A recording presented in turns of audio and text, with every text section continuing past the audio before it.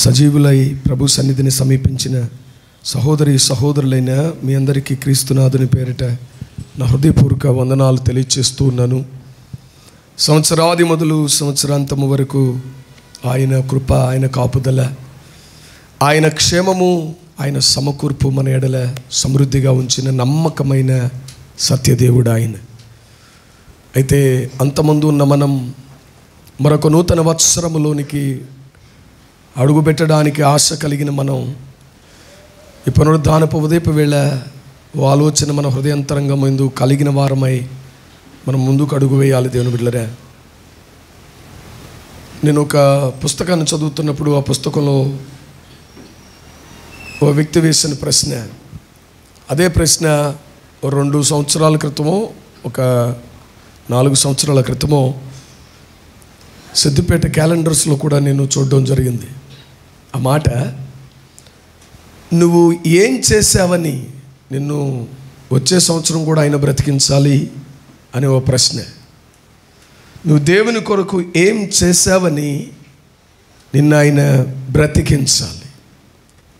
ఇంట్లో అమ్మ కోపం వచ్చినప్పుడు కొడుకుని కానీ కూతురుని కానీ అంటారు, నీ వల్ల ఎవరికి ప్రయోజనం, నువ్వు ఉన్నావు ఒకటే. చెప్పండి, ఉదయాన్నే ఆ మాట అనకూడదేమో మీ ఆలోచనలను బట్టి. ఏమండి, ఉన్నా ఒకటే, లేకపోయినా ఒకటే. ఈ పూట ఆలోచిద్దాం. అన్నీ ఇస్తున్న దేవునికి ఆయన కోరిన ఫలం, ఆయన ఆశించిన ఆ ఎదుగుదల ఆధ్యాత్మిక జీవితంలో మనము కలిగిన వారమైగా ఆయనను వెంబడిస్తున్నామా పరీక్షించుకుంటూ ఈ పూట ఆయన సన్నిధిలో మరి ముందుకు మనం ప్రయాణం చేద్దాం. ఆయనను గూర్చిన సుగుణాలు పరిశుద్ధ గ్రంథమైన బైబిల్లో కోకొల్లలుగా రాయబడ్డాయి. ఆయన పుట్టుకకు ముందే ఆయన ఏమై ఉన్నాడు అనే ఆధ్యాత్మిక సత్యాన్ని ప్రవచన రూపంలో ప్రభువైన దేవుడు ఎన్నో మాట్లాడుతూ వచ్చారు. అలా మాట్లాడుతూ వచ్చిన ఆ దేవుడు సశరీరుడిగా భూమి మీదకి వచ్చినప్పుడు ఆయన నోరు తెరిచి ఒక మాట అన్నాడు. మొన్నటి క్రిస్మస్లో వెన్నకోట ప్రాంతానికి వెళ్ళినప్పుడు ఆధారం చేసుకుని మాట్లాడాము ఒక మాట. అదే మాట ఈ పూట మరింత ఆలోచనకరంగా ముందుకు నడిపించబడేటకు పరిశుద్ధాత్మ సహాయాన్ని కోరుతూ ముందుకు వెళదాం. రండి, పరిశుద్ధ గ్రంథమైన బైబిల్లో యేసు ప్రభు ఆయన ఏమై ఉన్నాడు అని ఆయన ఏమన్నాడు ఆ మాట మనం చూడ ప్రయత్నం చేద్దాం. యోహాను సువార్త, భక్తుడైన యోహాను ద్వారా ఆయన రాయించిన 5 పుస్తకాలలో కేవలం 3 పత్రికలలో ఆయన సత్యవంతుడు అనే మాట 25 సార్లు రాయడం బహు విశేషం. ప్రభునందు దేవుని బిడ్డలారా, యోహాను సువార్త 14వ అధ్యాయము 6వ వచనాన్ని చదవ ప్రయత్నం చేయండి. యేసు నేనే మార్గమును సత్యమును జీవమునై, నా ద్వారా తప్ప ఎవడును తండ్రి యొద్దకు రాడు.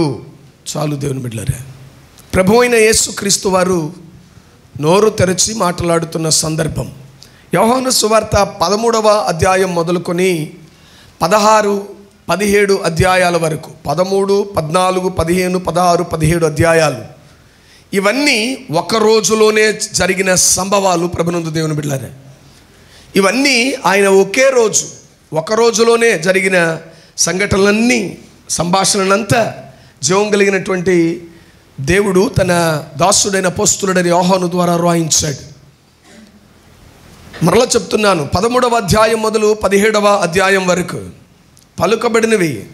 అంటే ఆయన సిలువకు వెళ్ళడానికి ముందు, పస్కా తన శిష్యులకు పంచడానికి ముందుగా ఆయన మాట్లాడిన సంభాషణలు అవన్నీ ప్రభునందు దేవుని బిడ్డలారా. దానిలో ఆయన 13వ అధ్యాయం మొదలు 14 వరకు కూడా మాట్లాడుతూ 2 సందర్భాల్లో అన్నాడు, నేను వెళ్ళే చోటుకు మీరు నా వెనకాల రాలేరు, నేను వెళ్ళిపోబోతున్నాను అంటా ఉంటే అర్థం కాక ప్రభు అయిన దేవుని దగ్గరికి వచ్చి అడుగుతున్నాడు తోమా, ప్రభువా నువ్వు ఎక్కడికి వెళ్తున్నావు, నువ్వు ఎక్కడికి వెళ్తున్నావో మాకు చెప్తే మేము అక్కడికి వస్తాం. నువ్వు వెళ్ళే చోటు వెళ్తున్నాను అంటున్నావు, ఎక్కడికి వెళ్తున్నావు మాకు అర్థం కావట్లేదు. ఆ తర్వాత 14వ అధ్యాయంలో కూడా ఆయన వారితో అన్నాడు, ఆ ప్రారంభం ముందు అంటాడు, నేను వెళ్ళి మీ కొరకు నా తండ్రి యొద్ద అనేక నివాసాలు ఉన్నాయి, లేని ఎడల మీతో చెప్తాను, నేను వెళ్ళి మీరు నాతో కూడా ఉండునట్లు నేను ఆ నివాసముతో తిరిగి వస్తానంటున్నాడు. తండ్రి అనగానే ఇప్పుడు ఫిలిప్ గారు ముందుకు వచ్చాడు. అయ్యా, తండ్రి ఎవరో మాకు తెలీదే, ఇంతవరకు తండ్రి తండ్రి అంటూ మాట్లాడవచ్చు, ఆయన ఎవరో మాకు చూపించు. అప్పుడు ప్రభువైన యేసుక్రీస్తు వారు అన్నాడు, ఫిలిప్పు, ఇంతకాలం నీకు అర్థం కాలేదా? తండ్రి వేరు నేను వేరు కారు, మేము ఏకమై ఉన్నాము అన్నాడు. అని ఆయన వారిని స్థిరపరచడానికి ముందుకు వెళుతూ అన్నాడు, నేనే మార్గం, నేనే సత్యం, నేనే జీవము. భూమి మీద మానవ ఆవిర్భావం తరువాత, దేవుని గురించిన అన్వేషణ మొదలైన తరువాత, మానవ కోటిలో జ్ఞానవంతులు అనబడిన వారు, వివేకవంతులు అనబడిన వారు, భక్తిపరులు అన్నవారు, సత్యాన్వేషకులు అన్నవారు బయలుదేరారు. వారు బయలుదేరి వారి బోధనలలో వారు ఉద్ఘాటించిన ఆధ్యాత్మిక సత్యాలలో అనేకులు ఇది సత్యం అని చెప్పడానికి చాలామంది సత్యాన్ని గురించినటువంటి మార్గాన్ని చూపించే ప్రయత్నం చేశారు. సత్యం అంటే ఎలా ఉంటుంది అని సత్యపు లక్షణాలను ఆవిష్కరించే ప్రయత్నం అనేకులు భూమి మీద చేశారు. సత్య మార్గమును వెంబడించాలి అంటే మనం ఇలా ఉండాలి అంటూ ఉద్బోధ చేసిన వారు అనేకులు ఉన్నారు. అయితే మానవ ఆవిర్భావం తర్వాత ప్రపంచమందు ఎన్నో మతాలు పుట్టుకొచ్చాయి. ఆ మతాలలో ఆయా దేవుళ్ళు అనబడిన వారు ఎంతోమంది ఉన్నారు. కానీ ఎవడును చెప్పలేని ఓ మాట, ఎవరును ఉద్ఘాటించలేని ఓ ఉద్బోధ, ఓ సత్యం ప్రభువైన యేసుక్రీస్తు వారు అన్నాడు. ఆయన నేను మార్గాన్ని అనలా, నేను సత్యాన్ని అనలేదు, నేను జీవాన్ని అనలేదు. మీకు అర్థమవుతుందో లేదో ఈ మాట. ఆయన నేను మార్గాన్ని, నేను సత్యాన్ని, నేను జీవాన్ని అనలా. He declared that I am the way, I am the truth, I am the life. ఆయన అంటున్న మాట నేనే. సవాల్తో చెప్పాడు, రోషంగా చెప్పాడు, నిరూపించాడా ఆయన. దేవునికి మహిమ కలుగును గాక. ఆయన వచ్చి నేను మార్గాన్ని చూపించొచ్చాను అనలేదండి మిగిలిన వారిలాగా. నేను సత్యం అంటే ఎలా ఉంటుందో చూపించడానికి, సత్యానికి సాక్షిగా వచ్చాను అనలేదా ఆయన. నేను సత్యాన్ని గురించి మీకు అర్థమయ్యే రీతిగా అర్థవంతమైనటువంటి సత్య బోధనలు చేయడానికి వచ్చిన సత్య బోధకుడిని అని కూడా అనలేదు ఆయన.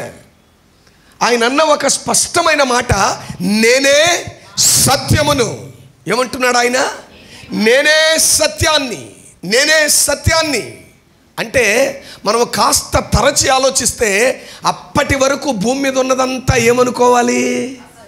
అబద్ధం, అసత్యం. అదేంటి బ్రదర్ అలా అనేసావు అంటారేమో. బైబిలే అంది, అపవాది అబద్ధమునకు జనకుడు. ఎవడంటండి? అబద్ధానికి ఆరంభకుడు, అబద్ధానికి తండ్రి ఎవర్రా అంటే అపవాది అబద్ధమునకు జనకుడు. సరే, అపవాది అబద్ధానికి జనకుడు అన్నావు బ్రదరు, బాగుంది. కానీ భూమి మీద ఉన్నదంతా అసత్యమని ఎలా అంటావు? ఎలా అంటానంటే లేఖనమే చెప్పింది ఆ మాట. యోహాను మొదటి పత్రిక 5వ అధ్యాయం 19వ వచనం. యోహాను మొదటి పత్రిక 5వ అధ్యాయం 19వ వచనం అంటాడు, నానా మరొకసారి చదవరా. మనము దేవుని సంబంధులమనియు లోకమంతయు దుష్టుని యందు ఉన్నదని ఎరుగుదుము. చాలు, మనము దేవుని సంబంధులం. లోకమంతా ఎవని యందు ఉందట? దుష్టుని యందు. దుష్టుడు దేనికి జనకుడు?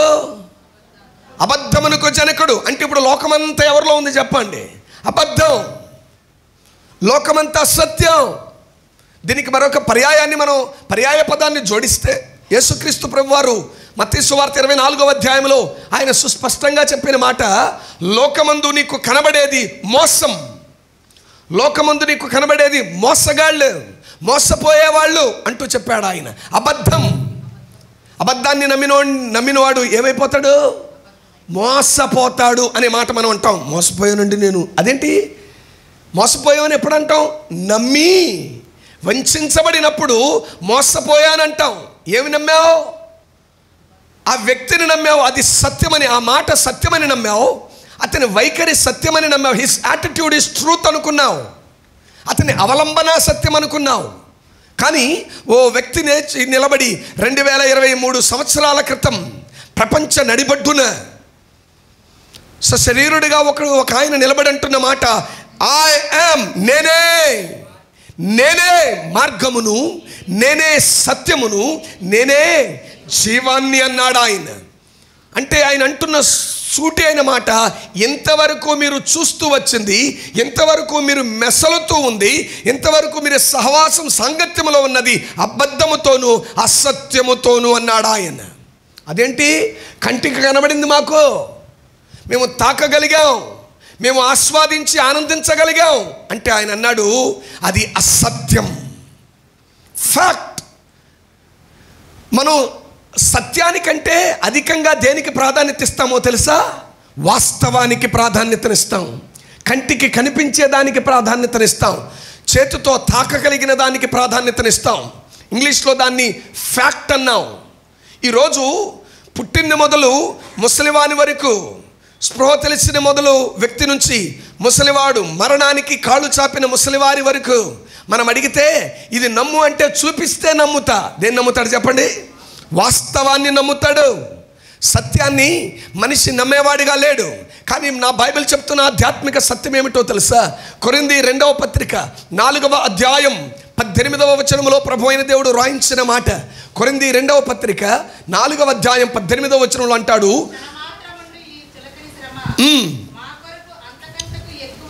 ఎక్కువగా మహిమా భారమును పెంచుచున్నది. ఏలయనగా మాట వినండి, ఏలయనగా దృశ్యమైనవి అంటే కంటికి కనబడేవి, స్పృశకు అందేవి, తాకగలిగేవి. దృశ్యమైనవి అనిత్యములు. అనిత్యం అంటే అర్థం ఏంటి? ఈ పూట ఉంటుంది, తర్వాత ఉదాహరణకు చెప్తాను, ఓ గ్లాస్ బాటిలో గ్లాసో గాజు గ్లాసో తీసుకోండి, అంతవరకు కనబడింది, చేతిలోకి తీసుకున్న సర్రం జారి కింద పడిపోయింది, మొక్కలైపోయింది, దాన్ని ఊడ్చి ఏం చేస్తావు? అంతవరకు అది అక్కడ ఉంది. ఇప్పుడు ఉందా? చెప్పండి, ఉందా? దృశ్యమైనవి అనిత్యములు. ఎవరైనా మీ నాన్నగారు ఏం చేస్తారు బాబు అన్నారనుకో, నేనేమంటానంటే మా నాన్నగారు ఒకప్పుడు అల్యూమినియం కొట్లో గుమ్మస్తాగా పనిచేసేవాళ్ళండి. ఒకప్పుడు అన్నావేంటి? ఇప్పుడు ఏం చేస్తున్నాడు ఆయన? ఉంటే ఫలానా అంటాను, లేకపోతే ఒకటి అంటాను. ఒకప్పుడు అన్నానంటే ఆయన ఇప్పుడు లేడండి. నీ కంటికి కనబడే వాస్తవం ఈ పూట నీ ఎదుటుంటుంది, మరి కాసేపట్లో కనుమరుగైపోద్ది. చనిపోయాడు హానోక్ అన్న, బోనాల హానోక్ అని ఇంతే ఉంటాడు ఆయన. ప్రభు అయిన దేవుడు ఆయన్ని ప్రేరేపించగా రాసుకున్నాడు ఓ పాట. మన కోడూరు దగ్గర ఉన్నటువంటి సిరివెళ్ళ హానోక్ గారు కాదండి, బోనాల హానోక్ అని కర్నూలు, ఆయన రాసుకున్నాడు ఓ చక్కని పాట. ఎంతో అందమైన ఈ లోకములోన అన్నీ కూడా మాయా స్వరూపములే. ఎంతో అందమైన ఈ లోకములోన అన్నీ కూడా మాయా స్వరూపములే. అంతలోనే కనబడతాయంట. మరి అంతలో ఏఆర్ స్టీవెన్సన్ గారు రాసుకున్నాడు, అంతలోనే కనబడి కొంతలోనే మాయమయ్యే ఆవిరి వంటిదిరా ఈ జీవితం, లోకాన కాదేది శాశ్వతం. దైవజనులు సహోదరులు పాట పాడుతూ స్టీవెన్సన్ నన్ను రాసుకున్నటువంటి ఆ పాట చరణంలో మాట్లాడుతూ అన్నారు, మనుషులు మనుషులు నమ్ముకున్నాడంట, మభ్యపెట్టారు. ఏమైపోయాడు? మభ్యపడ్డాడు.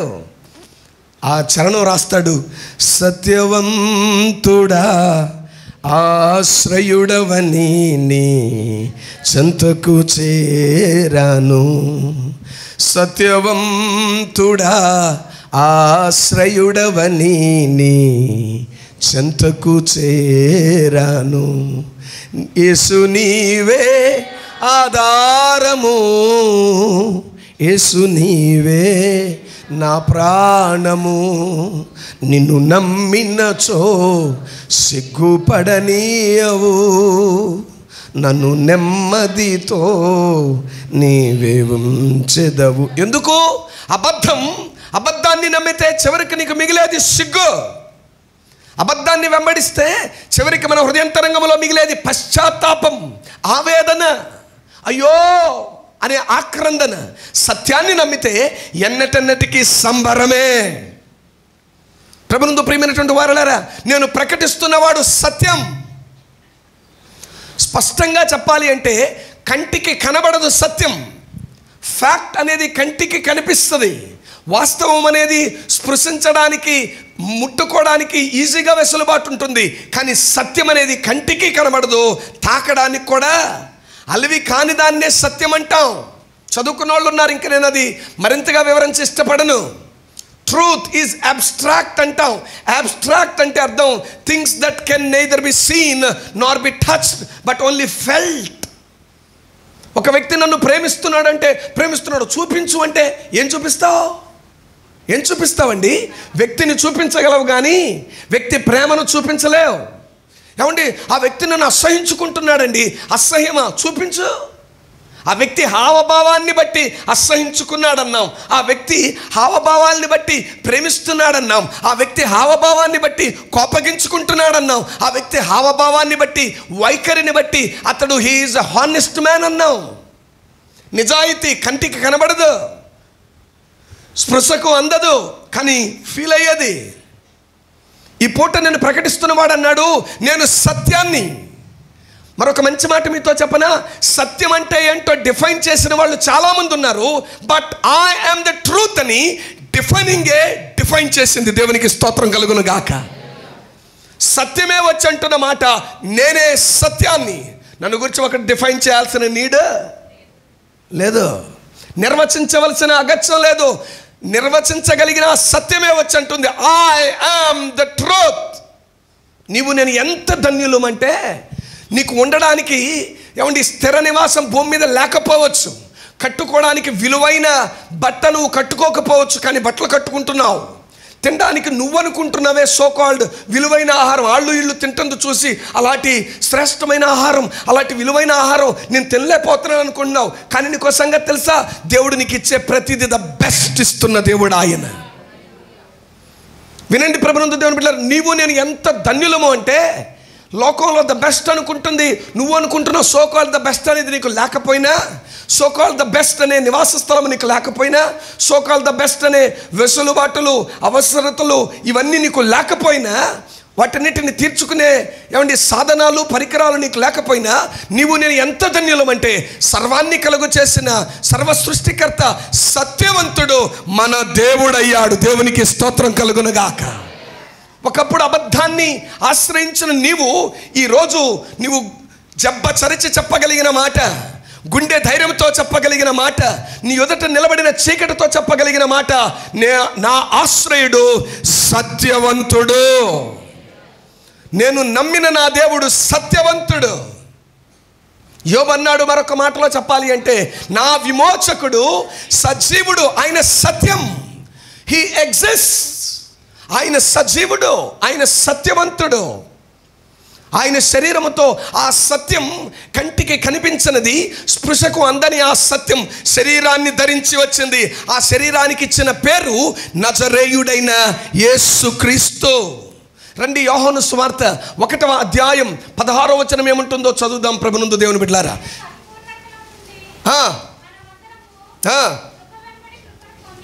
పొందితిమి, ధర్మశాస్త్రం మోషే ద్వారా అనుగ్రహించబడింది, కృపయు సత్యమును యేసుక్రీస్తు ద్వారా, చెప్పండి, యేసుక్రీస్తు ద్వారా కలిగెను. ఆయనే సత్యం. కృపయు సత్యమును క్రీస్తు ద్వారా కలిగెను. సరే, కొన్ని మాటలు మీకు జ్ఞాపకం చేస్తాను ఈ పూట. మొదటి ఆలోచన, సత్యాన్ని నమ్ముకుంటే నీ నా జీవితాల్లో సత్యం చేసేదేంటో చెప్తాను. రెండవది, సత్యాన్ని అర్థం చేసుకోవాలంటే, సత్యం ఎవరికి పడితే వాళ్ళకి అర్థం కాదు. కారణం కంటికి కనబడదుగా. కంటికి కనబడితే ఊరికే అర్థమైన అర్థం పైన అని సరిపెట్టేస్తాడు వీడు. అదిగో అమ్మ అదిగో అంటే అని పిల్లోడు ఏమంటే మౌనం అయిపోతాడు. అమ్మ వచ్చి తాకక్కర్లా. అందుకే మీకు ఒక విచిత్రమైన విషయం జ్ఞాపకం చేయనా, ఆవు పాలు ఇవ్వాలంటే దూడ కనబడాలి. ఇదివరకటి రోజుల్లో దూడను అమ్మేసుకున్నా ఏం చేసేవాళ్ళు అంటే, ఒక తోలు బొమ్మ తీసుకొచ్చి దూడలాగా దాని ముందు ఏం చేసేవాళ్ళు, పాప అది మెసలకపోయినా ఈ గేదె అనుకునేది నా పిల్లే బతుకుంది, పెయి దూడ అనుకునేది. అసత్యాన్ని అది ఏమని నమ్మింది? సత్యం ఉందని నమ్మింది. దానికి కూడా నోరుండుంటే చాలేరే, చచ్చిన దాన్ని తీసుకొచ్చి నా ముందు పెట్టి ఒక బొమ్మను పెట్టి నా నుంచి పాలు పితుక్కోవాలనుకుని ఎంత నేర్పరవురా మనిషి నువ్వు అనేది.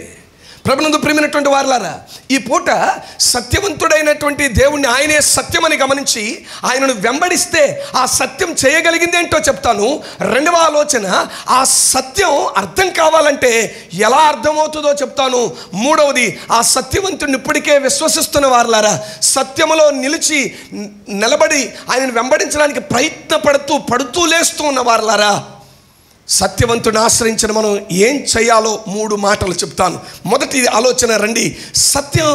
సత్యాన్ని విశ్వసిస్తే అసలు సత్యాన్ని గురించి పాత నిబంధనలో ఏం చెప్పబడింది? సత్యవంతుడైనటువంటి దేవుడు శరీరిగా భూమి మీదకి రాకముందు సత్యం ఏం చేయగలదు? రండి, ఆ మాటలు మీకు జ్ఞాపకం చేస్తాను. 119వ సంకీర్తన 160వ చరణములో సంకీర్తనకారుడైన దావీదును పరిశుద్ధాత్ముడు ప్రేరేపించి రాయించగా ఆయన అంటాడు, నీ వాక్య యెహోవా నీ వాక్య సారాంశములు సత్యం. చాలు, నీ వాక్య సారాంశము సత్యము, నీవు నియమించిన న్యాయ విధులు నిత్యము. ఈ మొదటి ఆలోచన వినండి. వాక్య సారాంశం సత్యం. సత్యవంతుడైనటువంటి జీవం కలిగిన యేసుక్రీస్తు వారి ఉనికి పాత నిబంధనలో ఉందా అంటే ఎస్. ఆయన వాక్యమై ఉన్న దేవుడు, ఆయన దేవుని బాహువు అని పిలువబడినవాడు, దేవుని దూత అని ప్రస్తావించబడినవాడు. ఆయనే నజరేయుడని యేసుగా శరీరాన్ని ధరించి 2023 సంవత్సరాల క్రితం భూమి మీదకు మనిషికి కనబడే స్వరూపంలో వచ్చిన దేవుడు ఆయన. నీ వాక్య సారాంశము సత్యం అంటే నీ వాక్య సారము సత్యం. యోహాను సువార్త 1వ అధ్యాయం 1వ వచనం ఏమంది? ఆదియందు వాక్యముంది, వాక్యము దేవుని వద్ద ఉంది, ఆ వాక్యమే దేవుడు. దేవుడు సత్య స్వరూపి, దేవుడు సత్య సారమై ఉన్నవాడు. అంటే ఆ సత్యం ఆయనను గుర్తెరిగి ఆయన వాక్యము సత్యము అని, అది సారం, అది చెప్పేదంతా సత్యమే అని నువ్వు గ్రహించగలిగితే, గ్రహించి ఆ సత్యాన్ని వెంబడించి ఇష్టపడితే ఆ సత్యం ఏమి చేస్తుంది? రండి, మొదటి ఆలోచన. ప్రభునందు ప్రియమైనటువంటి దేవుని బిడ్డలారా, ఆ సత్యం మనలను గైడ్ చేస్తుంది, మనల్ని ఒక మార్గమందు నిర్దేశిస్తుంది. చదువుదాం ఆ మాట కూడా. 25వ సంకీర్తన 5వ చరణాన్ని బైబిల్లో చదువుకుందాం రండి. 25వ సంకీర్తన 5వ చరణం. నన్ను నీ సత్యమును అనుసరింపచేసి నాకు ఉపదేశము చేయము. చాలు, అంటే మొదటిది సత్యం అనుసరించదగినది. ఆమేన్. సత్యానికి ఉన్న లక్షణం ఏంటి? సత్యం అనుసరించదగింది, వెంబడించదగింది. ఎక్కడ కూడా నిన్ను మోసగించేది సత్యానికి లక్షణం లేదు. సత్యం బహులోతైనది. మరొకసారి చదవండి ఆ మాట. నన్ను నీ సత్యమును అనుసరింపచేసి నాకు ఉపదేశము. ఆయన ఆశపడుతుంది సంకీర్తనకారుడు ఏంటో తెలుసా? నీ సత్యమును గురించిన జ్ఞానం ఇవ్వంటలేదు ఆయన. నీ సత్యం ఎలా ఉంటుందో తెలియచేయి అంటలేదు ఆయన. నీ సత్యం ఎలా ఉంటుందో ఒకసారి కళ్ళకు చూపించు బాబు, చచ్చిపోతాను చూసి అనలా. చూసి చచ్చిపోవడానికి కాదు, విని చచ్చిపోవడానికి కాదు, అబ్బా అని ఆనందించడానికి కాదు. సత్యం నీ ఎదుటకు వస్తుంది అంటే దానిని వెంబడించాలి. ఇది దేవుని ఆలోచన. నీ ఎడ నా ఎడల దేవుడు కలిగి ఉన్నటువంటి గొప్ప ప్రణాళిక. ఆయన ఆశ ఏమిట్రా అంటే సత్యాన్ని నీకు పరిచయం చేస్తున్నాడంటే ఏమండి గుండెలు చరుచుకుంటూ నాకు సత్యం తెలుసా అని ఊరి మీదకి వెళ్ళమని కాదు. సత్యాన్ని వెంబడిస్తూ సత్యమై ఉన్న వానికి సాక్షిగా ఉండాలి మనం. దేవునికి స్తోత్రం కలుగునుగాక. యేసుక్రీస్తు ప్రభువారు భూమి మీదకి వచ్చి ఆయన వెంబడిస్తున్న వారిని కొందరిని ఎలా ఉండమన్నాడు. ఎలా? నేను లోకానికి వెలుగును, మీరు కూడా వెలుగై ఉన్నారు కనుక వెలగండి అన్నాడు. ఇప్పుడు లోకానికి నేను సత్యం అంటున్న దేవుడు మనం చేయవలసిన పని ఏమంటున్నాడు అంటే నన్ను వెంబడించండి. మన పనేంటి ఇప్పుడు చెప్పండి? సత్యాన్ని నమ్మేటువంటి వారికి సత్యాన్ని నేనే సత్యము అని మన ఎదుట నిలబడి మాట్లాడుతున్న దేవుడు నీ నుంచి నా నుంచి కోరేది ఏంటంటే నాకు సత్యం తెలుసోహో అని దండోరభయమని కోరట్లేదు ఆయన. సత్యాన్ని నువ్వు వెంబడించు, వెంబడిస్తూ ఉండగా ఆ సత్యమే నీలో నుంచి సాక్ష్యం పలుకుతుంది. నీ సత్యమును అనుసరించడానికి నాకు సహాయం చేయి. మరలా చెప్తున్నా దేవుని బిడ్డలారా, బైబిల్ చదివితే దేవుడు అర్థమైపోడు, అర్థం కాడా. ఆయన హృదయాన్ని తెరిస్తే తప్ప.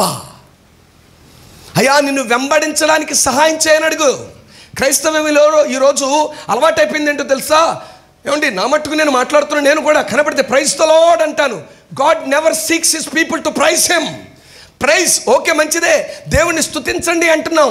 అంతకంటే ప్రాముఖ్యమైనది ఫాలో ద లార్డ్. హల్లెలూయా. నాకు స్నేహితుడు ఉండేవాడు, నేను హైదరాబాద్ యూనివర్సిటీలో చదువుతున్నప్పుడు. వాడిని ప్రైజ్ ద లార్డ్ అనేవాడిని. మాల్యాద్రి అని కర్నూలు వాడిది, గొంతకల్లు. హే మాల్యాద్రి ప్రైజ్ ద లార్డ్ అని అనుకో, మామా ఫాలో ద లార్డ్ అనేవాడు. ఇదేంట్రా నేను ప్రైజ్ ద లార్డ్ అంటే ఇటు ఫాలో ద లార్డ్ అంటా అని అనుకునేవాడిని. ఆ తర్వాత నేను ఓకే అనేవాడిని, కానీ అది నాకు చాలా కాలం అర్థం కాల. ఆ తర్వాత అర్థమైంది, దేవుడు ఎరగనటువంటి వీళ్ళే ఫాలో ద లార్డ్ అనగలుగుతున్నారు. పిరమిడ్ శ్వాస మీద ధ్యాస బాగా పాటిస్తాడు వీడు, దానిలో ఉంటాడు వీడు. అంటాడు ఫాలో ద లార్డ్. దైవవాక్యాన్ని ధ్యానిస్తున్నప్పుడు నాకు అనిపించిన మాట అదే. We are ready to praise him, but we are never able to follow him. ఆరాధించడం అంటే ఆయన చెప్పింది చేయడమే ఆరాధించడం. దేవుని బిడ్డలారా, ఆయన చెప్పింది చేయకుండా స్తోత్రం హల్లెలూయా వందనాలు ఎంత గట్టిగా కేకలే, గావు కేకలు. దేవుడు అంటాడు, ఎవడరా నువ్వు? నీ స్తుతి అయ్యా ఇంపైన ధూపవేదికగా ఉందా? చిచి, కంపు వాసన అంటాడు ఆయన. He doesn't need his people to praise him with a filthy heart. ఆయన తన వారిని తన్ను వెంబడించేవారు అన్నాడు ఆయన, నన్ను ఆరాధించువారు చెప్పండి ఆత్మతో. ఎలా ఆరాధించాలంట? సత్యముతో. సత్యవంతుడైన దేవుని ఆరాధించాలి అంటే we need to follow. ఇక మొదలు పెట్టండి పక్కోళ్ళతోటి, ఫాలో ద లార్డ్ అనండి. మా బ్రదర్ గారు లాంటి ఆర్ యూ ఫాలోయింగ్ అంటారు, ఒకే మాట, గుండె అయిపోయి వస్తావు అప్పుడు సరిపోద్ది.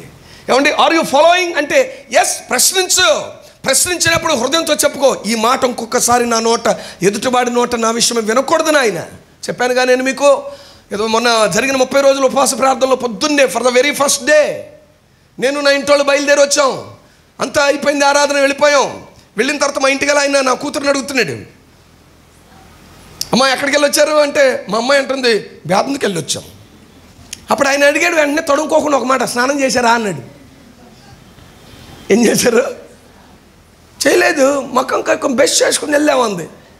అప్పుడు బురదానికి అర్థం కాదు కదా, అందుతో ఏమనక నాతో అన్నాడు, ఏమిటండి మీరేమో పొద్దున్న లేస్తే మైకులు గొట్టాలు కట్టుకుని బోర్లు పెట్టుకుని ఆయన సత్యవంతుడు, మీ దేవుని గురించి చెప్తూ నీట్గా ఉండాలి, క్లీన్గా ఉండాలి, ఆయన ఇలాటోడు అలాటోడు అని చెప్తారు, మీరే నీట్గా వెళ్ళలేదే అన్నాడు. ఆ దెబ్బతో కడిగేసినట్టు అనిపించింది. తెల్లారి నుంచి స్నానం చేసే వచ్చాను. దేవుని బిడ్డ, దేవునికి స్తోత్రం కలుగును గాక.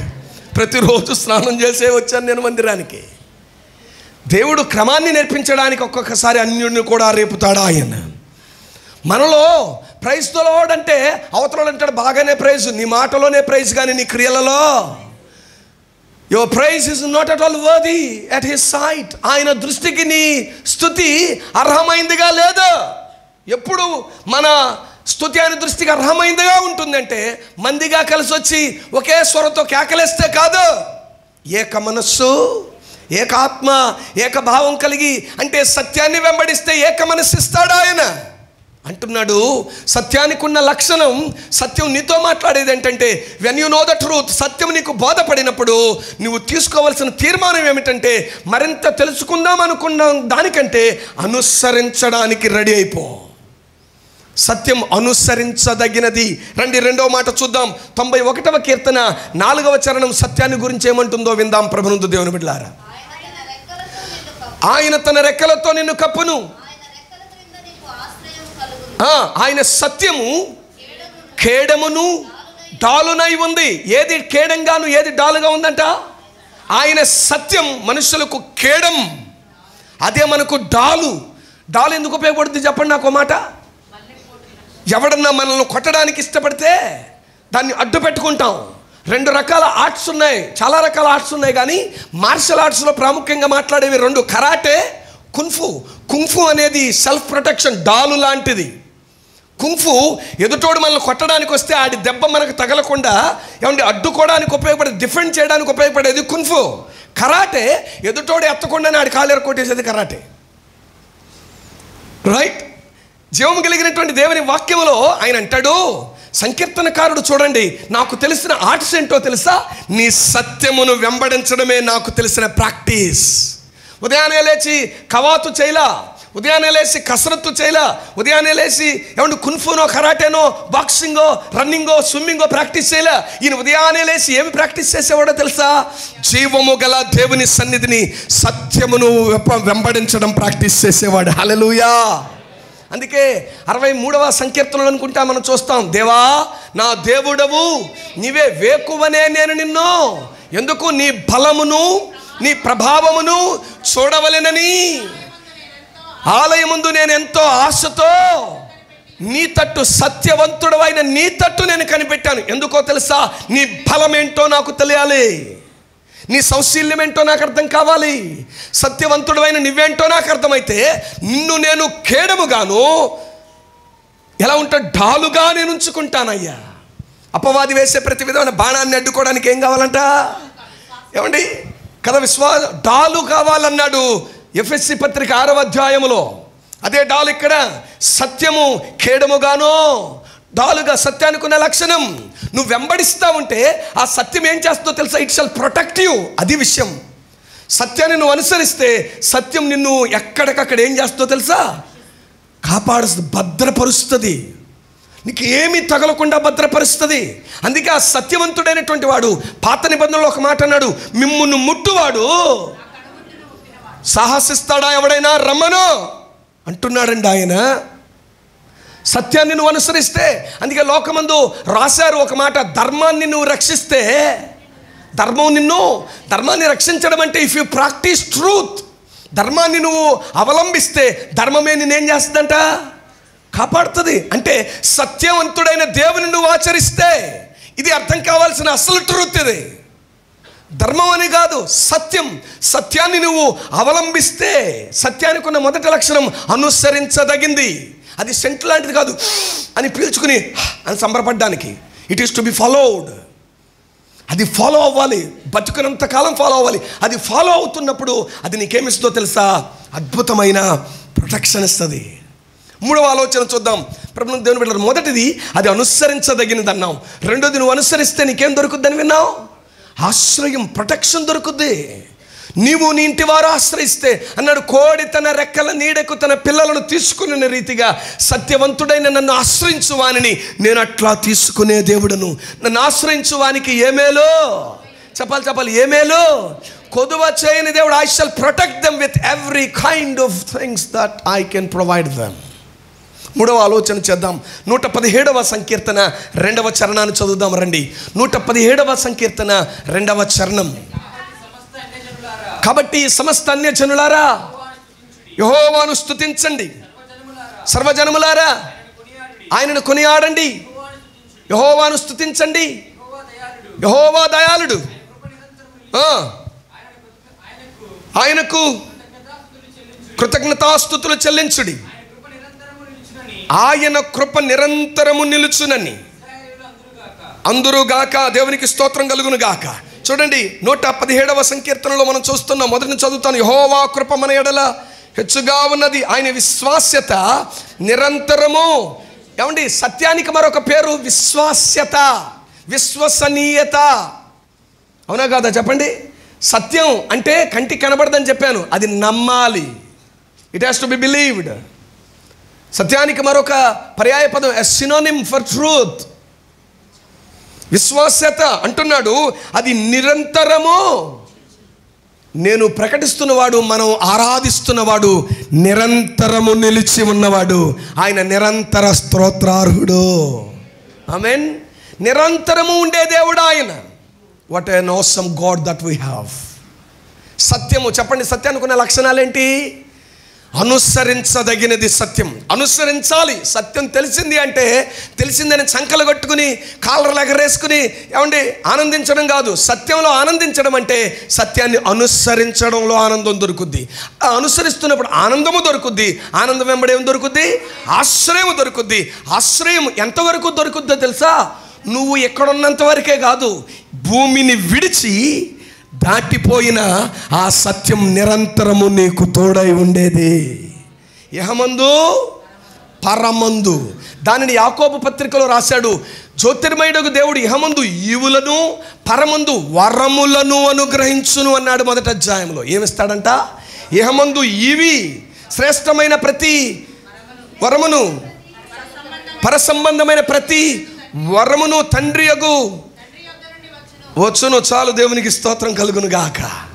సత్యాన్ని వెంబడిస్తే, సత్యం నీ ముందుకు వచ్చినప్పుడు అది వెంబడించదగింది. నువ్వు వెంబడిస్తున్నప్పుడు అది నీకు ఆశ్రయముగా ఉంటుంది. ఎంతవరకు ఆశ్రయంగా ఉంటుందంటే నీ పోక వరకు, ఆయన రాక వరకు, ఆయన ఉనికి ఉన్నంత వరకు. ఆమేన్. సరే, అనుసరించదగిన, ఆశ్రయం పొందదగిన, నిరంతరం నిలిచే ఈ సత్యం అర్థం చేసుకోవాలంటే ఎలా? సత్యం అందరికి అర్థం అవుద్దా? ఇక్కడ కూర్చున్న మీరు, ప్రకటించే నాకు కూడా అర్థమైందా అని నన్ను నేను ప్రశ్నించుకుంటే, చాలా కాలం అది నాకు అర్థం కాలేదని నాకు అర్థమైంది. బైబిల్ సత్యం కాబట్టి. రండి, సత్యాన్ని అర్థం చేసుకోవాలంటే లోకమందు పిహెచ్డీలు చేస్తే సత్యం అర్థం కాదు.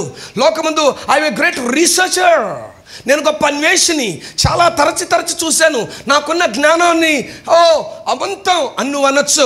అనంతమైన భూ సంబంధమైన జ్ఞానం కలిగినోడికి కూడా సత్యం అర్థం కాదు. సత్యం ఎవరికి అర్థమవుద్ది?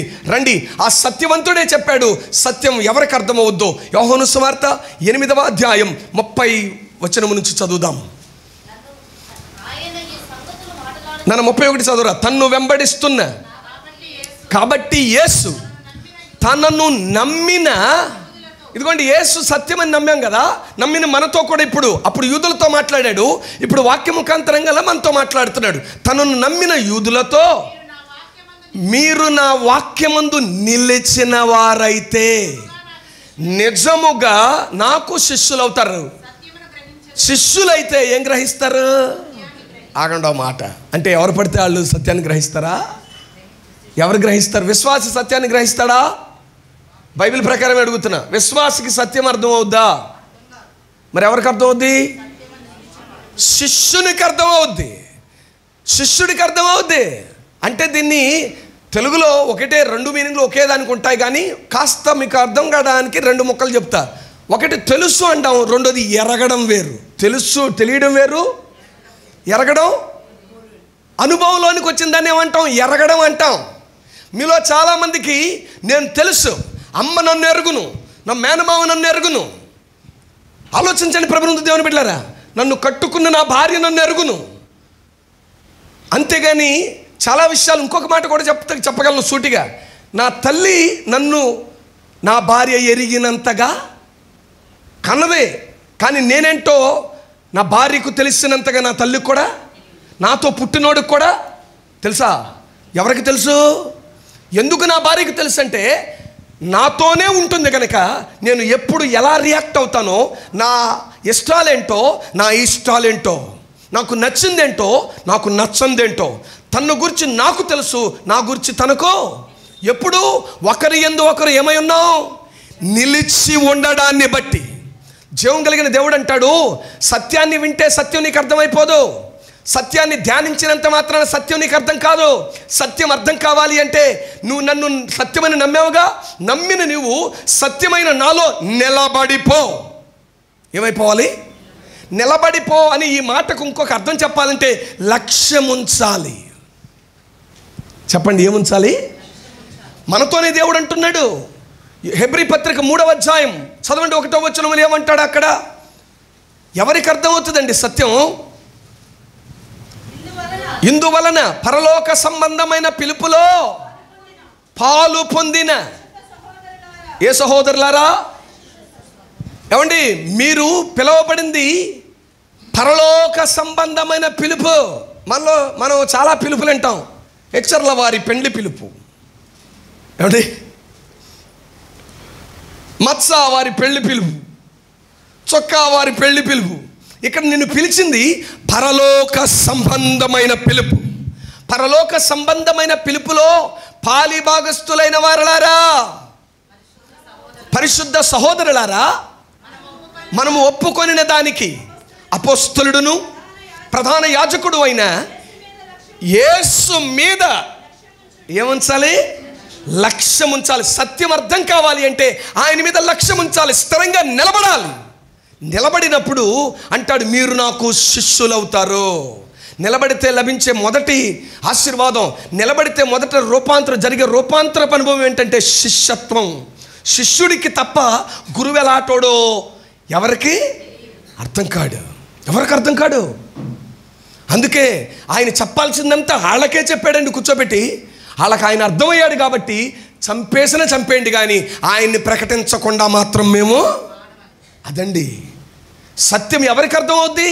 చదివితే కాదు, రాస్తే కాదు, ప్రకటిస్తే కాదు. సత్యం అర్థం కావాలంటే we need to stand in truth. సత్యమందు నిలిచి ఉంటే అంటున్నాడు ఆయన, నాకు శిష్యులై ఉంటారు. శిష్యుడు అయితే నువ్వు సత్యాన్ని గ్రహిస్తావు, అప్పుడు సత్యం నిన్ను స్వతంత్రుడిగా చేస్తుంది. ఒక్కసారి సత్యం బుర్రకెక్కి సత్యాన్ని అన్వేషిస్తూ సత్యాన్వేషకుడిగా ఉన్న నీవు సత్యమందు నిలబడిపోతే, సత్యం నీలోనికి వచ్చేస్తే నువ్వు స్వతంత్రుడవే. ఆ స్వాతంత్రత లోకంలో ఇప్పటివరకు ఆశించామే, చూసిందల్లా కావాలన్నావే, వాళ్ళకున్నదల్లా నాకు కూడా ఉంటే బాగుండు అనుకున్నావే. ఇప్పుడు సత్యం బోధపడితే ఏమనుకుంటావో తెలుసా? ఇవాళ కంటికి కనబడతాయి, రేపొద్దున అది సత్యం అర్థమైంది గనక సత్యమేంటో సంపూర్ణంగా బోధపడిన అపోస్తుడైన పౌలయ్య ఇందాక మనం చదువుకున్న కొరింథీ 2వ పత్రిక 4:18 అన్నాడు, కావున మేము అధైర్యపడం. ఎందుకు అనంటే దృశ్యమైన ఈ శ్రమ అంతకంతకు అదృశ్యమైనటువంటి మహిమా భారమును మాలో క్షణమాత్రముండు ఈ చులకనైన శ్రమ మా కొరకు అంతకంతకు ఏం పెంచుతుంది? మహిమా భారం. శిష్యుడిగా నువ్వు ఉండి సత్యాన్ని గ్రహిస్తే, సత్యం నిన్ను స్వతంత్రుడిగా చేస్తే, ఆ స్వాతంత్రత నీకు కలిగిన ఈ రుగ్మతల్లో దేవుని సంశయించేదిగా అనిపించదు. ఈ రుగ్మత ఏముందండి? రోగం ఇవాళ ఉంటుంది, రేపొద్దున వెళ్ళిపోద్దు అనుకుంటాం. కానీ రోగం తగ్గితేనే నువ్వు దేవుడివి, నువ్వు తగ్గించకపోతే నేను దగ్గర రానని అన్నానమ్మా, దేవుడు తప్ప తగ్గించేశాడు. మరే భయపడిపోయి తెలియక కొన్ని వ్యర్థమైనటువంటి మాటలు మాట్లాడుతూ ఉంటాం మనం. సత్యం నీకు అర్థమైతే నీ ఆలోచన తీరు మారిపోద్ది, నీ క్రమం మారిపోద్ది. దేవుని బిడ్డ, నువ్వు స్వతంత్రుడవు. అల్పమైనవి నిన్ను ఇబ్బంది ఇబ్బంది పెట్టో. సత్యవంతుడు కాబట్టి అన్నాడు, మీ అమ్మ వచ్చింది, నీకు సెంటిమెంట్లు లేవా? ఆయన అన్నాడు, నా తల్లి ఎవరో, నా తండ్రి, నీకు సెంటిమెంట్లు లేవా? సెంటిమెంటల్ ఫూల్స్ మేమంతా అంటే ఆయన అన్నాడు, I'm not a sentimental pool. నా తండ్రి చిత్తమును చేయువాడే నా తల్లి, నా సహోదరుడు, నా సహోదరి అన్నాడు. సత్యమందు నిలిచిన వాడే నా సంబంధి, సత్య సంబంధులు నా వారు. అందుకే ఇందాక మనం చదివాం యోహాను 1వ పత్రిక 5:19 మనము దేవుని సంబంధులమనియు లోకమంతా దుష్టుని యందు ఉందనియు మనము ఎరుగుదుము. ఎరిగినోడివైతే, ఎరిగిన దానివైతే లోకములో కంటి కనిపించేది ఏమండి? దాని యందు అతిశయపడవు, ఆనందించవు. లోకము దాని ఆశ, యోహాను 1వ పత్రిక 2:17 రాస్తాడు, లోకము దాని ఆశ గతించిపోవును, దేవుని చిత్తమును అనగా సత్యమందు నిలుచువాడు నిరంతరము. దేవునికి మహిమ కలుగును గాక. నిరంతరం నిలబడేవే ఆశిస్తున్నావా? అంతకు కనబడి అంతలో మాయమైపోయే దాని కొరకు వెంపర్లాడుతున్నావా చెల్లి? అనా ఆలోచించరా ఈ ఉదయపు వేళ. దేవుని ముఖాంతరంగపు వెలుగులో ఎవరికి అర్థమవుతుందంటే నిలిచిన వానికి ఆయన అర్థమవుతాడు. అర్థమైనోడు ఇప్పుడు ఆరాధించడం మొదలు పెడతాడు. అర్థమైనోడు ఆరాధిస్తే సత్యముతో ఆరాధిస్తాం. దేవునికి మహిమ కలుగును గాక. దేవుడు అర్థం కావాలి అంటే నిలబడాలి. దేవుని ఆరాధించాలంటే సత్యమందు నిలిచిన వాడు మాత్రమే ఆయనను ఆరాధించగలడు. అందుకే హెబ్రోన్ మినిస్ట్రీస్లో కానీ ఎల్ఈఎఫ్లో కానీ ఎవరికి పడితే వాళ్ళకి స్వరం బాగుంది, లయబద్ధంగా ఉంది, పాడండి బాబు అనరు. చాలా సంతోషం. మన మందిరంలో కూడా ఎవరికి పడితే వాళ్ళకి ఇవ్వం. దేవునికి స్తోత్రం కలుగును గాక. మీలో చాలామంది ఏర్సపడచ్చు, నేను పాడలేనా అంటే, ఎప్పుడు సతీష్ గారికి వాళ్ళ కంట్లో నేను పాడలేదు అనుకుంటే ఇప్పుడు దాకా, నేను సరిగ్గా ప్రార్థన చేయలేను, నేను కనపడలేదు వీళ్ళకి. పరిశుద్ధాత్మ దేవుని నడిపింపులో ఆలోచించండి ప్రభునందు దేవుని బిడ్డలారా. సత్యమందు నిలిచిన వాడైతే, సత్యాన్ని గ్రహిస్తే సత్యముతో దేవుణ్ణి ఆరాధిస్తావు. క్రియలు లేని విశ్వాసము, క్రియలు లేని సత్యం, అది మృతమే. నేను సత్యాన్ని వెంబడిస్తున్నా అంటే వేర్ ఆర్ ద డీడ్స్? క్రియలేవి? మూడవ ఆలోచన ప్రభునందు దేవుని బిడ్డలారా, ఒకటి, సత్యం నీకు అర్థం కావాలంటే సత్యమందు నిలబడితే మొదట శిష్యత్వం కావాలి నీకు. శిష్యుడు అయితే సత్యం అర్థం అవుద్ది. సత్యం అర్థమైతే ఆయనను ఆరాధించడం, ఆయన వెంబడించడం, సత్యముతోనే వెంబడిస్తావు. మూడవ మంచి ఆలోచన ఏంటో తెలుసా ప్రభునందు ప్రియమైనటువంటి దేవుని బిడ్డలారా? ఆ సత్యవంతుడైనటువంటి దేవునిని ఆరాధించేటువంటి మనం సత్యమందు స్థిర చిత్తము కలిగి నిలబడవలసిన వారమైనాం. దేవునికి స్తోత్రం కలుగును గాక. ఎవరికి బోధపడుద్దంట సత్యం? నిలబడిన వారికి. రెండోది, ఎవరు ఆరాధిస్తారు? ఎవరు ఆయనను ఆరాధించాలి? సత్యమందు నిలబడిన వారు ఆయనను ఆరాధిస్తారు. మరొక 3 ఆలోచనలు చెప్పి నేను ముగించేస్తాను. 1 నిమిషం 2 నిమిషాల్లోనే వినండి ప్రభుని దేవుని బిడ్డలారా. సత్యాన్ని ఇప్పటికే ఎరిగామన్నాము. 3వ విషయంలోకి వచ్చాను. సత్యాన్ని ఆల్రెడీ ఎరిగామన్నాంగా మనం. సత్యాన్ని ఎరిగిన వాడు అయితే ఇప్పుడు సత్యవంతుడు నిలబడి మరొకసారి జ్ఞాపకం చేస్తున్నాడు. ఐ యామ్ ద ట్రూత్, నేనే సత్యాన్ని అన్నాడు. సత్యాన్ని ఎరిగిన వారమైతే ఆ సత్యం వచ్చే వరకు, మరల తిరిగి ఆయన వచ్చే వరకు, మనం పోయే వరకు అవలంబించవలసిన 3 విషయాలు చెప్తాను. జాగ్రత్తగా విన ప్రయత్నం చేద్దాం. మొట్టమొదటిది చదవండి. యోహాను 3వ పత్రిక 1వ అధ్యాయం 3వ వచనం చదువుదాం. యోహాను 3వ పత్రిక. సత్యమును అనుసరించి నడుచుకున్నావు గనుక సహోదరులు వచ్చి నీ సత్య ప్రవర్తనను గూర్చి సాక్ష్యం చెప్పగా విని బహుగా సంతోషించను.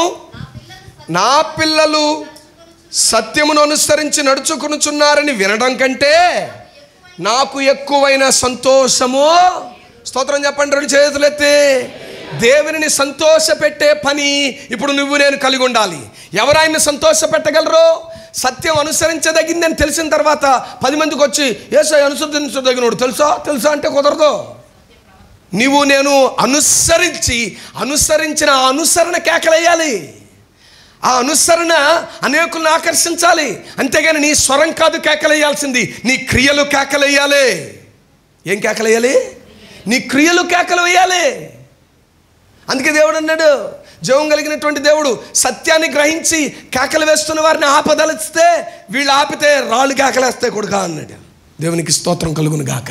అంటే దేవదేవుడు ఆయన వెంబడిస్తున్న మనలో కోరేది ఆయనను యథార్థంగా వెంబడించాలి. అందుకే యథార్థంగా ఎవరు వెంబడిస్తారంటే ఇక్కడ రాస్తున్నాడు సుస్పష్టంగా, నీవు సత్యమును అనుసరించి నడుచుకొనుచున్నావు గనుక. నువ్వు నడుచుకున్నావు నాకు ఎలా అర్థమైంది?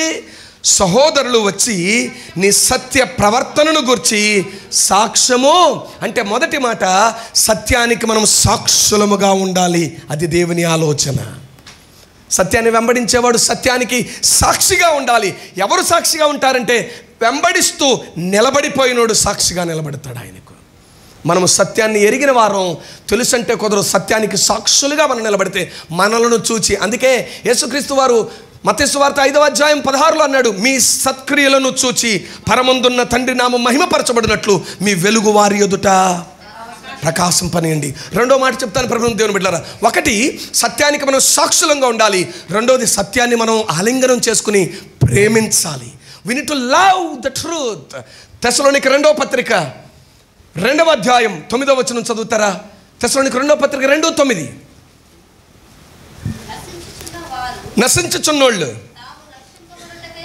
తాము రక్షించబడడానికి దేవుడు విధించిన సత్య విషయమైన ప్రేమను అవలంబింపక, అంటే ప్రేమ కలిగిన వారై ఉండక,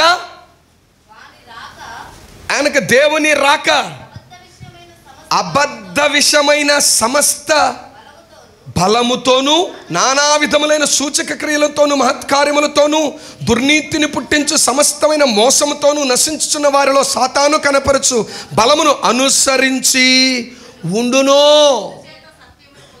అందుచేత సత్యమును నమ్మక దుర్నీతి యందు అభిలాష గల వారందరూ శిక్ష విధి పొందుటకు అబద్ధమును నమ్మునట్లు మోసము చేయు శక్తిని దేవుడు వారికి. ఎవరు అబద్ధాన్ని నమ్ముతారు, ఎవరు మోసాన్ని నమ్ముతారంటే సత్యాన్ని ప్రేమించి ఆలింగనం చేసుకోనోళ్ళు. ఎవరండి? ఎవరంట? అంటే సత్యం యందు అభిలాష లేదు వీళ్ళకి, సత్యాన్ని ప్రేమించరు వీళ్ళు. 9 ప్రారంభంలో చూడండి ఏమంటాడో, నశించుచున్న వారు తాము రక్షింపబడుటకై సత్య విషయమైన, అంటే ఎవరు రక్షించబడతారు? ప్రేమను అవలంబించేవాళ్ళు. అవలంబించడం అంటే అర్థమైన మాట చెప్పండి మీరు, నేను చెప్పను. అది అవలంబించడం అంటే అనుసరించడం. సత్యాన్ని అనుసరించేటువంటి వాడు దేవుని కలిగిన దేవుడు అంటాడు. అనుసరించడం అంటే ప్రేమించడం. సత్యాన్ని నువ్వు ప్రేమిస్తే మోసాన్ని హత్తుకో, అబద్ధాన్ని హత్తుకో. ఇది అబద్ధం అని నీకు అర్థమైపోద్ది, ఇది సత్యమని నీకు. ఒక బ్లైండ్ ఆయనంట, బ్యాంకులో క్యాషియర్ అంట, కొత్త నోట్లు ఆయన దగ్గరికి వస్తే లెక్కటేస్తానంట. టకటక లెక్క పెట్టి ఒక నోటు పక్కన పెట్టి ఇది ఫేక్ నోట్ అన్నాడంట. ఫేక్ నోట్ అని ఎలా చెప్పేవన్నా అంటే, రోజు దానితో నేను రోజు లెక్క పెడతాను, సత్యమేదో నా స్పృశకు. గుడ్డాయినికి స్పృశకే అందేస్తే కళ్ళు ఉన్నాయి మనకి. మోసపోయిన బెదరో, మోసపోయిన సిస్టరో అంటూ ఉంటాం చాలాసార్లు. సత్యమందు నిలబడితే సత్యం స్పష్టపరిచేస్తుంది ప్రభుత్వం దేవుని బిడ్డలారా. 3వ మాట చెప్పి ముగిస్తాను. 1, సత్యానికి సాక్షులంగా ఉండాలి. సత్యానికి సాక్షి అయిన వాడు సత్యాన్ని ప్రేమించి హత్తుకోవాలి చచ్చే వరకు. 3వ మాట ఏంటో తెలుసా? సత్యాన్ని ఎరిగిన మనం సత్యమే మాట్లాడాలి. ఎఫెసీ పత్రిక 4వ అధ్యాయం, ఈ మాట చదువుకుని మనం ముగిద్దాం. ఎఫెసీ పత్రిక 4వ అధ్యాయం, ఈ మాట చూడండి, 26వ వచనం. మనము ఒకరికొకరము 25 అవయవములై ఉన్నామని. 25వ వచనం. మనము ఒకరికొకరము అవయవములై ఉన్నాము గనుక మీరు అబద్ధమాడుట మాని ప్రతివాడును తన పొరుగువానితో సత్యమే ఏం చేయాలంట? కిందకెళ్తే అంటాడు, అపవాదికి చోటు, అపవాది అబద్ధమునకు, నా ప్రభువు సత్యమునకు ఆధారమైనవాడు, ఆయనే సత్యం. 3 పనులు చేయాలండి దేవుని వెంబడిస్తున్న మనం. ఏం చేయాలంటే చెప్పండి?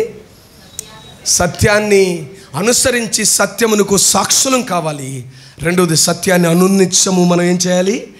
ప్రేమించి దాన్ని అవలంబించాలి. 3వది, సత్యమునే పలకాలి. కారణం, సత్యము మిమ్ములను అట్టి స్వాతంత్రత కర్మేలులో ఉన్న ప్రతి వానికి దేవుడు అనుగ్రహించి బలపరచును గాక. మా హృదయాలు తట్టినందుకు నాయన కృతజ్ఞతలు చెల్లిస్తాను. సత్యము నాయన నేనే మార్గము అని సెలవిచ్చా, సత్యము అని సెలవిచ్చారు, జీవమని సెలవిచ్చారు నాయన. అయ్యా, ఎవరైతే నాయన ఎడవక నిన్ను వెంబడిస్తారో, ఎవరైతే నాయన ఎడవక నీతో ఉంటారో, నిన్ను వెంబడిస్తారో, వారే నీకు లోబడగలుగుతారయ్యా. లోబడిన వారందరూ సత్యములో నిలిచి ఉంటారు, సత్యమును అనుసరిస్తారు నాయన. సత్య సంబంధులైన ఆయన కేడుముతో కప్పబడినట్లుగా, దయతో కప్పబడినట్లుగా నీ కృపా నాయన వారి ఎడల అత్యున్నతంగా ఎచ్చుగా నిలిపి అయ్యా నీ రాజ్య సంబంధులై నిలుస్తారని సెలవిస్తున్నాను. దేవుని సంబంధులుగా నిలుస్తారని సెలవిస్తున్నాను. అయ్యా, అట్టివారు అబద్ధమునకు నాయన తండ్రి అయిన జనకుడును అయ్యా వాడి పేరేపుల్లో నిలవరని, మోసములో నిలవరని, దుర్నీతిలో నిలవరని, దుష్టత్వంలో నిలవరని, అట్టి అభిలాషలో నిలవరని సెలవిస్తాను.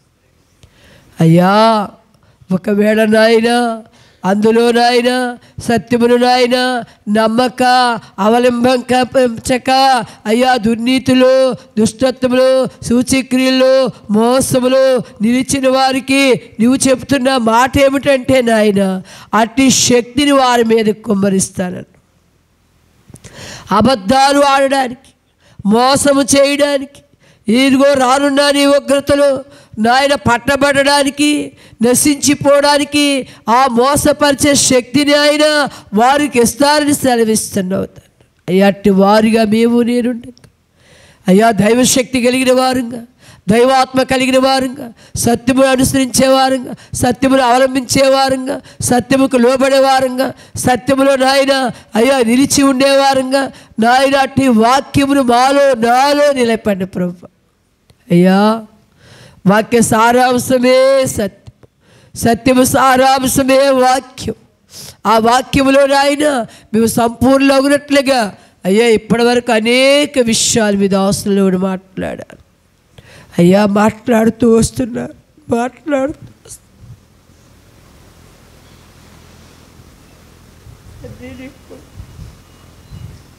మమ్మల్ని కనికరించారు. సంవత్సరాలు గడిచిపోతుంది, సర్వసత్యంలో నిలవలేకపోతుంది, స్వతంత్రము కాలేకపోతున్నాం, సంపూర్ణతలో కట్టబడలేకపోతున్నాం, పరిపూర్ణతకి అందుకోలేకపోతున్నాం. తండ్రి మమ్మల్ని క్షమించు, మమ్మల్ని కనికరించున్నాయి. నల్లా ఒక సంవత్సరాన్ని పొడిగించి అయ్యా సర్వసత్యంలో ఉండాలని, సత్యములో అనుసరించాలని, సత్యములో సంపూర్ణమవ్వాలని, పరిపూర్ణతలో నిలవాలని అయ్యా అయ్యా అయ్యా నీవే నాయన నాయన దైవ సంబంధమని మరొకసారి మీరు మాట్లాడుతూ ఉన్నారు. నీ మాట మా హృదయాల్లో నీరు కట్టి ఫలింపు తెచ్చి మీ రాజ్యంలో మేమందరము మీరు ఆకల్లో ఉన్నట్లుగా నాయన స్వతంత్రములు కలిగి నాయన దైవ చిత్తములో, దైవ కృపలో, దైవ నాయన ప్రణాళికలో, దైవ సంకల్పములో, సత్యములో నిలిచిన సంఘముగా, సేవగా, వ్యక్తులుగా, కుటుంబాలుగా, బోధకులుగా అయ్యా మేమందరం నీలో నిలిచినట్లుగా నీ కృప దయచేసి ఘనమహిమ ప్రభావములు పొందుకోమని నజరేయుడైన యేసు నామమున పొందున్నాం పరమ తండ్రి. ఆమేన్.